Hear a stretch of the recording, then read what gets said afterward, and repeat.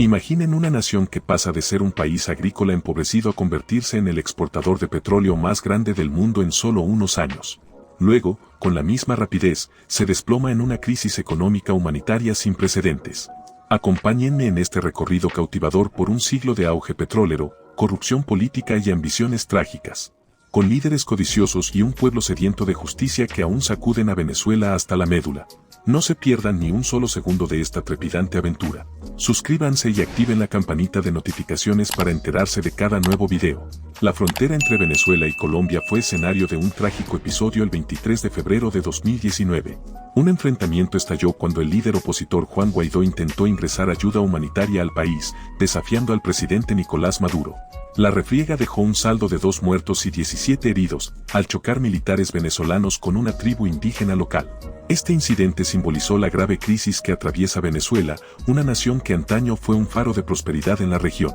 En las últimas décadas, la bonanza petrolera trajo riqueza a Venezuela, pero también corrupción y malos gobiernos. Cuando el petróleo escaseó, el país se sumergió en el caos. Hoy 7 millones de venezolanos han emigrado y la población sufre escasez de alimentos y medicinas. El petróleo y la política han estado entrelazados en la historia de Venezuela desde hace 100 años. El descubrimiento de este recurso convirtió a Venezuela en un país rico, pero también atrajo a líderes corruptos que saquearon las arcas en lugar de invertir en el país. Cuando el petróleo abundaba, había prosperidad, pero cuando escaseó, vino la crisis. Para entender cómo Venezuela llegó a este punto, debemos analizar la complicada relación entre el petróleo y el poder político a lo largo de su historia. Tener una economía impulsada por un recurso natural precioso y ser un proveedor de ese recurso suena como una bendición económica. Según las leyes simples de la oferta y la demanda, si Venezuela posee vastas reservas de petróleo y el mundo las necesita, debería ser una tierra de riqueza incalculable. Y en cierto modo, esto fue cierto en los últimos 100 años desde el descubrimiento del petróleo en Venezuela. Sin embargo, el país no ha logrado diversificar su economía para garantizar la estabilidad en tiempos de incertidumbre. Venezuela se encuentra atrapada en lo que se conoce como un petroestado, donde los ingresos del gobierno dependen excesivamente del comercio de petróleo y gas. Este modelo, combinado con la corrupción política y una élite minoritaria que controla el poder político y económico, ha llevado al país al abismo. Aunque hubo éxitos iniciales en este sistema, en los tiempos recientes ha llevado a la ruina total. Nos remontamos al año 1922. Este fue un año muy importante que marcó el nacimiento del gigante petrolero que era Venezuela. Desde un pozo en la cuenca de Maracaibo, en el oeste del país, brotaban más de 100.000 barriles de oro negro cada día. Esto no solo era una cantidad impresionante de petróleo, sino que también insinuaba que había vastas reservas ocultas bajo sus tierras. El líder de Venezuela en ese momento, el general Juan Vicente Gómez, actuó con rapidez. Decidió abrir las puertas a las compañías petroleras extranjeras para que se establecieran en Venezuela y empezaran a extraer todo lo que pudieran. En 1943, Venezuela decidió dar un paso más y aumentar sus ganancias nacionales. Promulgó una ley que exigía que las compañías petroleras extranjeras cedieran la mitad de sus beneficios al país. Gran parte de este dinero se destinó a fortalecer las Fuerzas Armadas, pero también se invirtió en otros ámbitos. Sin embargo, debido a la falta de preparación de Venezuela para gestionar eficazmente esta afluencia de fondos, la infraestructura y la calidad de vida de sus ciudadanos no mejoraron significativamente. Antes de la década de 1920, la agricultura en Venezuela no estaba en una posición favorable y la economía en su conjunto carecía de estabilidad. La tierra estaba en manos de unas pocas familias extremadamente ricas que, con el auge del petróleo, se volvieron aún más opulentas. Sin embargo, el flujo de dinero permitió que la economía nacional creciera un poco, abriendo oportunidades para que muchos ciudadanos abandonaran la pobreza en las zonas rurales y se embarcaran en nuevas vidas en prósperas ciudades como Caracas. Como mencioné antes, en Venezuela, la política y la economía estaban fuertemente entrelazadas y a partir de finales de la década de 1950, el país experimentó este vínculo durante las siguientes 6 décadas. Curiosamente, al principio, parecía que Venezuela estaba avanzando. Derrocaron al dictador Marcos Pérez Jiménez en 1958, eligiendo a Rómulo Betancourt como presidente. Aunque esto marcó el inicio de un movimiento democrático, también vino con concesiones. Los principales partidos políticos decidieron que los ingresos del petróleo quedarían en manos del gobierno. Sin embargo, conforme el tiempo avanzaba, las cosas empezaron a cambiar. El verdadero giro llegó en 1973, cuando la OPEP decidió un embargo contra los Estados Unidos y otros países, disparando los precios del petróleo. Venezuela se inundó de efectivo, y durante la década de los 70, el PIB per cápita subió constantemente. El presidente Carlos Andrés Pérez aprovechó esta oportunidad para nacionalizar completamente la industria petrolera, dando origen a PDVSA, la entidad petrolera estatal. Ahora, el gobierno tenía el control absoluto. Por supuesto, esto también significaba que cuando las cosas se torcían, el gobierno no dudaba en usar su poder para sofocar cualquier disidencia. Por ejemplo, en la década de 1980, cuando los precios del petróleo cayeron, la economía venezolana sufrió.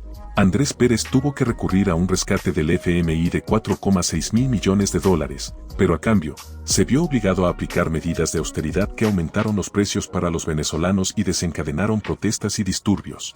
Se impuso un toque de queda, y los derechos civiles básicos se desvanecieron. Fue evidente que el gobierno venezolano estaba dispuesto a hacer cualquier cosa en nombre de su dependencia del petróleo, y esto quedó aún más claro con la llegada de Hugo Chávez. Chávez emergió de los disturbios políticos después del rescate del FMI, incluso intentó un golpe de Estado en 1992, que, aunque fracasó, le otorgó notoriedad y credibilidad en todo el país ganando las elecciones presidenciales de 1998 con una plataforma socialista, prometiendo utilizar la riqueza petrolera para combatir la pobreza y la desigualdad. En sus primeros años, cumplió en parte con esas promesas. Sin embargo, los cimientos del declive económico de Venezuela se establecieron en los primeros días del régimen de Chávez en la década de los 2000. Tomó medidas drásticas durante una huelga laboral en PDVSA, despidiendo a casi 20.000 trabajadores y reemplazándolos por leales al régimen, pero sin la experiencia necesaria para dirigir eficazmente la industria petrolera. Ignoró la complejidad de la perforación y refinación del petróleo venezolano, considerado extrapesado, lo que resultó en graves errores. Así en 2007, cuando los precios del petróleo estaban en su punto más alto, Venezuela intentó renegociar los términos de sus contratos con gigantes extranjeros. PDVSA buscaba un mayor control, pero empresas como ConocoPhillips y ExxonMobil rechazaron la idea de ceder su control y, en un abrir y cerrar de ojos, se encontraron despojadas de sus activos en el país. Sin embargo, el mayor error residía en la suposición del régimen de Chávez de que podrían manejar la industria petrolera por sí solos. A pesar de las ganancias, no reinvertían en la industria y carecían de la experiencia para tomar el relevo de las empresas extranjeras. La producción comenzó a declinar constantemente. Mientras tanto, la deuda externa se disparaba y como es característico de un estado petrolero, Chávez consolidaba su poder político, eliminando los límites de mandato, restringiendo la prensa independiente y restringiendo la libertad de expresión.